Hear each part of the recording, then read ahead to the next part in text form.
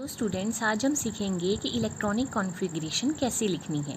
पिछले लेक्चर में मैंने आपको ऑफ बॉ रूल पढ़ाया था। बेटा, ऑफ बॉ रूल का आपको ऑर्डर याद करना पड़ेगा, बिकॉज विदाउट उस ऑर्डर को जाने आप इलेक्ट्रॉनिक कॉन्फ़िगरेशन नहीं लिख सकते। इस वीडियो के नोट्स मैं प्रीवियस लेक्चर में सेंड कर चुकी हूँ। आज मैं उन नोट्स पे वीडियो बना रही हूँ। ठीक है, ऑफ बॉ रूल का ऑर्डर था 1s सबसे पहले भरना है, फिर 2s भरना है, फिर 2p भरना है, फिर 3s भरना है, फिर 3p भरना है, फिर 4s भरना है, फिर 3d भरना है।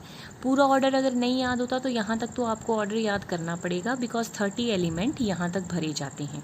ठीक है, अब आपको ये भी याद होना चाहिए कि s में 2 इलेक्ट्रॉन मैक्सिमम आ सकते हैं, क्योंकि s का एक ऑर्बिटल होता है और उसमें 2 इलेक्ट्रॉन आते हैं। p के 3 ऑर्बिटल होते हैं और एक ऑर्बिटल में 2 इलेक्ट्रॉन आते हैं, तो p में कितने इलेक्ट्रॉन आ सकते हैं? 6 इलेक्ट्रॉन। ठीक है, सिमिलरली d के 5 ऑर्बिटल होते हैं, तो कितने इलेक्ट्रॉन आ सकते हैं? 10। ठीक है, ये मैं सब कुछ आपको पिछले लेक्चर में बता चुकी हूँ कि s का एक ऑर्बिटल होता है, उसमें मैक्सिमम 2 आ सकते हैं। p के 3 ऑर्बिटल होते हैं, उसमें 6 इलेक्ट्रॉन आ सकते हैं मैक्सिमम। d के 5 ऑर्बिटल होते हैं, उसमें 10 इलेक्ट्रॉन मैक्सिमम आ सकते हैं। तो हम इलेक्ट्रॉनिक कॉन्फ़िगरेशन लिखनी शुरू करते हैं। पहला एटम होता है, एलिमेंट होता है हाइड्रोजन। हाइड्रोजन के पास एक इलेक्ट्रॉन है, सबसे पहले 1s में इलेक्ट्रॉन जाता है। s के पास एक ऑर्बिटल होता है, तो उसकी कॉन्फ़िगरेशन हम लिखेंगे 1s1, एक इलेक्ट्रॉन मैंने बना दिया। हीलियम के पास 2 इलेक्ट्रॉन होते हैं, तो हम लिखेंगे 1s2 की 1s में कितने इलेक्ट्रॉन जा सकते हैं? 2। अब s के पास एक ऑर्बिटल होता है, तो उसमें मैक्सिमम कितने इलेक्ट्रॉन जा सकते हैं? 2, तो 1s2। ठीक है, अब s पूरा भर गया है, 1s पूरा भर गया, तो 1s से आगे हम जाएंगे 2s पे। लिथियम के पास 3 इलेक्ट्रॉन होते हैं, तो पहले 1s2, 2 इलेक्ट्रॉन हमने 1s को दे दिए, और फिर जो तीसरा इलेक्ट्रॉन है वो हमने 2s को दे दिया, क्योंकि s का एक ऑर्बिटल होता है तो उसमें 2 इलेक्ट्रॉन मैक्सिमम आ सकते हैं, तो 2 इसको दे दिए, 1 इसको दे दिया, 3 हो गए। बेरिलियम के पास 4 इलेक्ट्रॉन होते हैं, 4 एटॉमिक नंबर है, तो s में भी 2, 1s में भी 2। जब 1s पूरा हो गया, फिर 2s में भी 2, तो 1s2, 2s2। 1s में भी 2 इलेक्ट्रॉन, 2s में भी 2 इलेक्ट्रॉन। अब s कम्प्लीटली फिल्ड हो गया, 2s भी पूरा भर गया। अब 2s के बाद कौन भरता है? 2p। बोरोन के पास 5 इलेक्ट्रॉन, 1s में 2, 2s में 2। p के कितने ऑर्बिटल होते हैं? 1, 2, 3, तो 2, 2, 4, 5 करने हैं, तो 2p में 1 जाएगा, तो पहला इलेक्ट्रॉन पहले ऑर्बिटल में दे दो। कार्बन में कितने इलेक्ट्रॉन होते हैं? 6, तो 1s2, 2s2, 2p2, 2, 2, 4, 2, 6, तो p के पहले में 1 इलेक्ट्रॉन दे दिया और दूसरे में 1 इलेक्ट्रॉन दे दिया। नाइट्रोजन के पास 7, तो 1s2, 2s2, 2p3, 2, 2, 4, 5, 6, 7। अब पहले 1 को दिया 1, फिर 2, फिर 3, 2p3। अब पेयरिंग तब शुरू करनी है जब तीनों के पास 1 1 आ जाए। ऑक्सीजन में 8, तो 1s2, 2s2, 2p4, तो 1, 2, 3, 4। अब पेयरिंग शुरू कर देनी है, एक इलेक्ट्रॉन सीधा डालना है तो दूसरा उल्टा डालना है। फ्लोरीन में 9, तो 1s2, 2s2, 2p5, 1, 2, 3, 4, 5।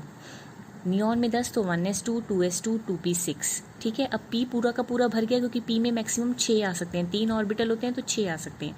तो अब 2p के बाद बेटा कौन सा है? 3s। तो अब इलेक्ट्रॉन किस में जाना है? 3s में। तो सोडियम में 11, 1s2, 2s2, 2p6, 3s1। Magnesium में 12, 1s2, 2s2, 2p6, 3s2।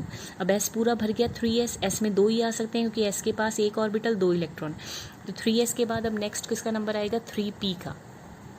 तो एल्यूमिनियम में 13, 1s2, 2s2, 2p6, 3s2, 3p1। फिर सिलिकॉन में 14, तो 3p2। फॉस्फोरस पे 15, तो 3p3। सल्फर में 16, तो 3p4। क्लोरीन में 17, तो 3p5। आर्गन में 18, तो 3p6। ठीक है, पोटाशियम में 19। अब 3p6, p में मैक्सिमम 6 ही इलेक्ट्रॉन आ सकते हैं, तो 3p के बाद बेटा अब कौन भरा जाएगा? 4s, तो 4s1। कैल्शियम में 20, तो 4s2। ठीक है, अब s भी पूरा भर गया, क्योंकि s में एक ही ऑर्बिटल होता है, 2 ही इलेक्ट्रॉन आ सकते हैं। अब स्कैंडियम बेटा 21, अगर स्कैंडियम 21 है तो अब 4s के बाद कौन सा भरेगा? d। तो बेटा यहाँ पे आना था 1s2, 2s2, 2p6, 3s2, 3p6। अब जैसे ही 3p6 के बाद 4s2 आना था, फिर आना था 3d1। जैसे ही एक इलेक्ट्रॉन d में आता है, उसकी एनर्जी 4s से कम हो जाती है, तो वो उछल के 4s से पहले आ जाता है। देखो 4s भरा पहले है, 4s जो है वो 3d से पहले भरा है, लेकिन जैसे ही d में एक इलेक्ट्रॉन आता है 4s की एनर्जी ज़्यादा हो जाती है, वो उछल के पीछे चला जाता है। तो 3D1 4s2। टाइटेनियम शुरू वाला सेम ही है बेटा, मैंने अब लास्ट की लिखी है 3D2 4s2। Vanadium 23 3D3 4s2। Chromium 24 3D4 4s2। होनी चाहिए थी ये कॉन्फ़िगरेशन, पर ये एक्सेप्शन है। ऐसा होता है S में से एक इलेक्ट्रॉन इसमें जंप मार जाता है, ये हो जाती है 3D5 4s1। क्योंकि D में 5 ऑर्बिटल होते हैं, तो जब 5 1 2 3 4 5 इलेक्ट्रॉन इसमें आ जाएं तो ये हाफ फील्ड हो जाता है। हाफ फील्ड स्टेबल होता है, तो स्टेबल बनने के चक्कर में एक इलेक्ट्रॉन S में से D में जंप मार जाता है। तो क्रोमियम की एक्सेप्शनल कॉन्फ़िगरेशन है। मैग्नीज की सेम ही चलेगी, 25 का मतलब D5 4s2। आयरन की 26 तो D6 4s2। कोबाल्ट की 27 तो D7 4s2। निकल की 28 तो D8 4s2। कॉपर की 29 तो होना चाहिए था D9 4s2, पर इसमें भी एक्सेप्शन है। एक इलेक्ट्रॉन उछल के D में आके D10 4s1 बना देता है, क्योंकि जैसे ही D में 10 आ जाते हैं ये फुली फील्ड हो जाता है, पूरा भर जाता है। D में मैक्सिमम 10 इलेक्ट्रॉन आ सकते हैं, तो ये बेटा स्टेबल होता है। स्टेबल होने के कारण कॉपर की ये कॉन्फ़िगरेशन ना होके D10 4s1 हो जाती है। जिंक 30 वो नॉर्मल चलेगा कि कॉपर की D9 होती तो जिंक की होती D10 4s2। तो इस तरह से आपने 30 तक ये कॉन्फ़िगरेशंस याद करनी है। नोट्स मैंने ऑलरेडी सेंड कर दिए हैं।